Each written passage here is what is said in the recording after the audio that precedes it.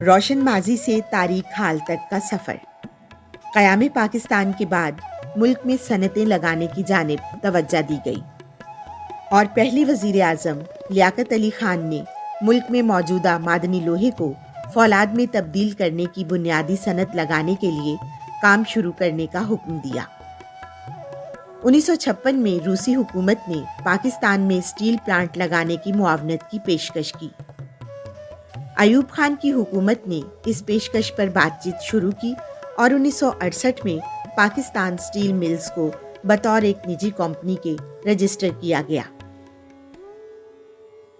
यानी क़याम पाकिस्तान के तकरीबन 21 साल बाद इदारे की रजिस्ट्रेशन हुई। पाकिस्तान स्टील मिल्स के क़याम में वक्त लगने की बड़ी वजह रूस और मगरबी जर्मनी की जानिब से पाकिस्तान को फौलाद साजी की सनत लगाने की पेशकश थी। मगरबी जर्मनी की जानिब से पाकिस्तान में सूबा खैबर पख्तूनख्वा और पंजाब से मुल्हका इलाके काला बाग में फौलाद साजी का कारखाना लगाने की पेशकश की गई, मगर जर्मनी की पेशकश जो कि निजी सरमायाकारी की थी उसको उस वक्त के वजीर तवानाई जुल्फ़िकार अली भुट्टो ने मुस्तरद कर दिया और 1973 में पाकिस्तान के वजीर आज़म बनने के बाद जुल्फ़िकार अली भुट्टो ने रूसी पेशकश को आगे बढ़ाते हुए पाकिस्तान स्टील मिल्स का संगे बुनियाद रखा। मरहलावार तामीर के मंसूबे के तहत पाकिस्तान स्टील मिल्स को पहले मरहले में 11 लाख टन की गुंजाइश और बाद अज़ां पैदावारी गुंजाइश को बढ़ाते हुए 22 लाख टन करना था। पाकिस्तान स्टील मिल्स का इंफ्रास्ट्रक्चर भी मुस्तकबिल की गुंजाइश को मद्देनज़र रखते हुए तैयार किया गया था, मगर मुल्क में सियासी वजूहात और दरामदी माफियाज और कौमी खजाने की लूटमार में दिलचस्पी रखने वालों की वजह से Pakistan steel mills 11 lakh ton की गुंजाइश से आगे न बढ़ सकी। पाकिस्तान स्टील मिल्स में पैदावार का आगाज 1981 में हुआ, जबकि इफ्तिताह जनरल ज़ियाउल हक ने 1985 में किया और ये पूरा मंसूबा 27 अरब 70 करोड़ रुपए की लागत से मुकम्मल हुआ। पाकिस्तान स्टील मिल्स में फौलाद साजी के मुतादिद कारखाने एक साथ काम करते थे।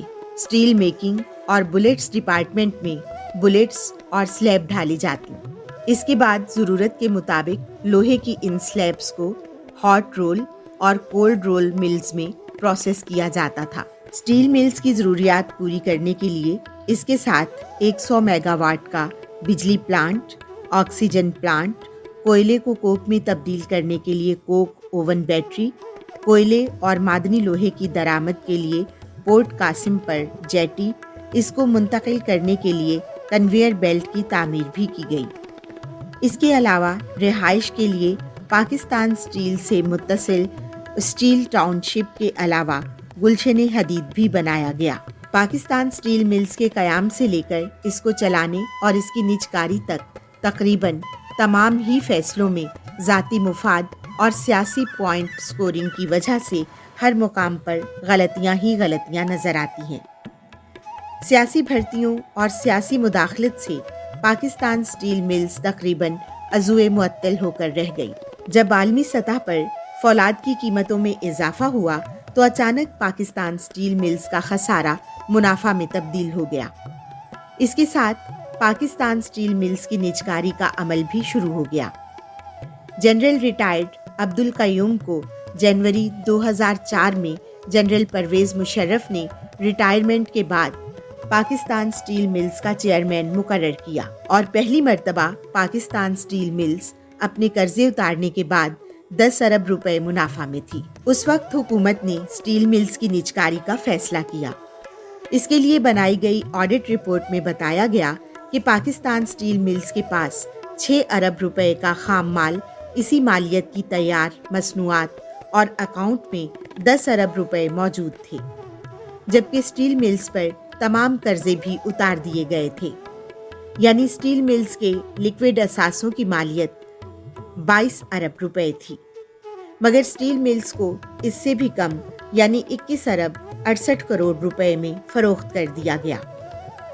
कीमत फरोख्त में प्लांट 4,500 एकड़ ज़मीन, 18 railway engine, 72 kilometre railway track, 110 kilometre तवील सड़कें, जेटी और कन्वेयर बेल्ट और सबसे बढ़कर स्टील टाउनशिप को तो कीमत का हिस्सा बनाया ही नहीं गया। इस निजकारी के खिलाफ सुप्रीम कोर्ट में मुकदमा चला और उस वक्त के चीफ जस्टिस इफ्तिखार मोहम्मद चौधरी ने स्टील मिल्स की निजकारी को कलअदम करार दे दिया। पाकिस्तान की तरक्की के लिए मुल्क में एक बड़े फौलाद साजी के कारखाने की ज़रूरत है, जो कि वतन अजीज़ की ज़मीन में दफन 1.427 अरब टन खाम लोहे को फौलाद में तब्दील करके न सिर्फ मुकामी ज़रूरियात को पूरा कर सके, बल्कि बरामदात करके मुल्क के लिए कीमती ज़र्रे मुबादला भी कमा सके। मगर काबिल अफसोस अमर ये है कि स्टील मिल्स हुकूमत की कारोबारी इदारे चलाने की अदम अहलियत, बरवक्त फैसला साजी के फुकदान और नाअहली का शिकार हुई और कौमी खजाने पर एक बोझ बन गई है। इसकी मशीनरी को समुंदर की नमकीन हवा जंगालूद कर रही है। पाकिस्तान स्टील मिल्स से कबल मुल्क में कोई भी इस कदर बड़ा सनती कॉम्प्लेक्स मौजूद ना था और ना अब है। पाकिस्तान स्टील अगर मुख्तलिफ कारखानों पर मुश्तमिल है तो इसके हर कारखाने को चलाने के लिए इंतजामिया और कारोबारी मंसूबा भी अलग होना चाहिए था। बहुत से सवालात हैं जो जहनों में उठते हैं, यानी पाकिस्तान स्टील में फौलाद साजी बंद हुई तो ऑक्सीजन प्लांट क्यों बंद किया गया? पाकिस्तान स्टील मिल्स में लगी कोक ओवन बैटरी दुनिया में कोक बनाने के चंद कारखानों में से एक है। अगर इसी को चलाने की कोशिश की जाती तो कोयले को दरामद करके इससे कोक बनाकर दोबारा एक्सपोर्ट किया जा सकता था। स्टील मिल्स की सलाहियत मादनी लोहे यानी आयरन ऊर को फौलाद में ढालने की है, मगर फौलाद साजी का ये इदारा मुल्की निज़ाम में इस ज़हनी सोच की अक्कासी करता है जो कि मुल्क को तरक्की करने से रोक रही है।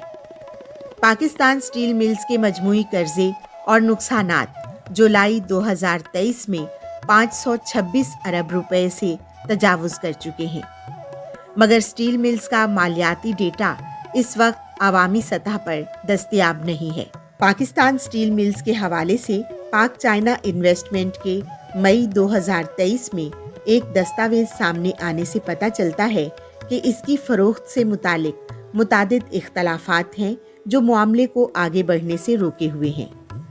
पाकिस्तान स्टील मिल्स हुकूमत की कारोबारी इदारे चलाने की अदम अहलियत, बरवक्त फैसला साजी के फुकदान, नाअहली, बदउनवानी और माफियाज की मिली भगत का शिकार हुई और अपनी तमाम तर कारोबारी अहमियत के बावजूद मुल्की मईशत में अपना किरदार अदा करने की बजाय कौमी खजाने पर एक बोझ बन गई है।